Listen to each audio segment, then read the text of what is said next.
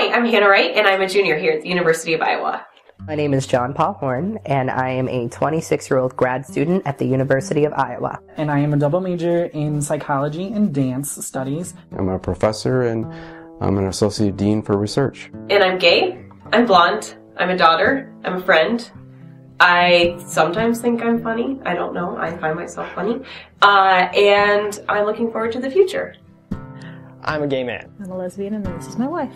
Bisexual. An ally. I'm gay.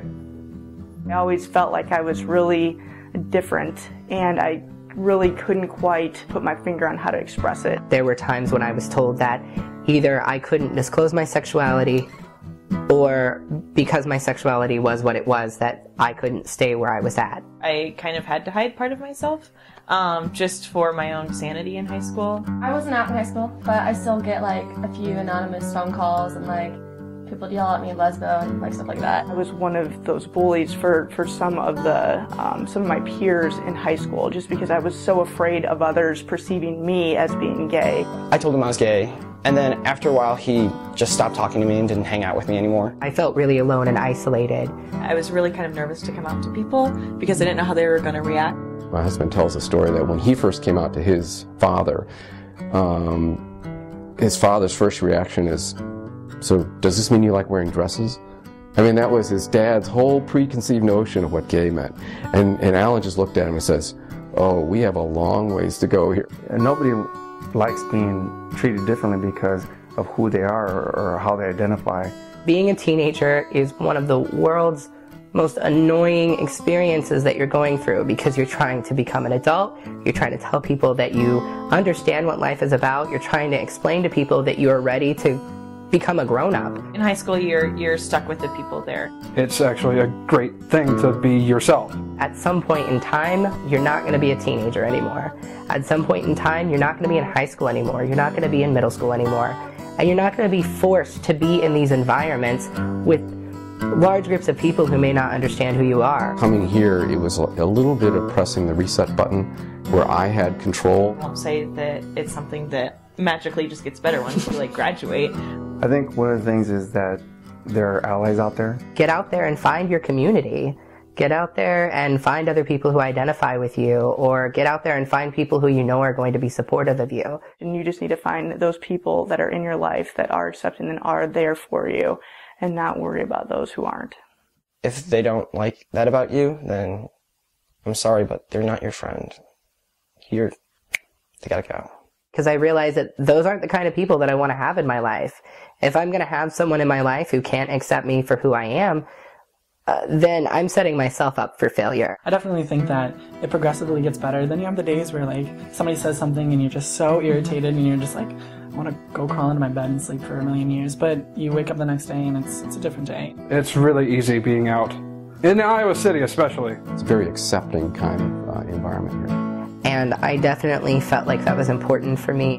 This is one of the most gay-friendly faculty that you will probably find. A lot of people come here because there are a lot of benefits for the LGBT-identified.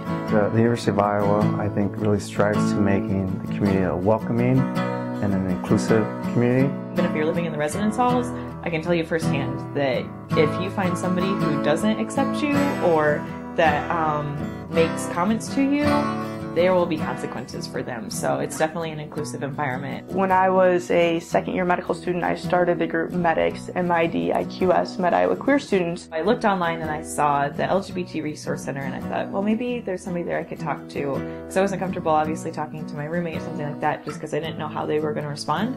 So I found a really, really great outlet there, because that was somewhere where I felt like I knew that I definitely wasn't going to be judged or looked at differently just because I was kind of questioning who I was. The turning point for me was when I had told everyone that I had cared about, and at that point I was just relieved. I would say that it really got better for me once I came out. Just being able to speak those words out loud was really empowering for me, and not being afraid of saying that in public was a huge relief for me. And every person I told after that, it just kept feeling better and better and better. I'm so much happier. You never actually stop coming out.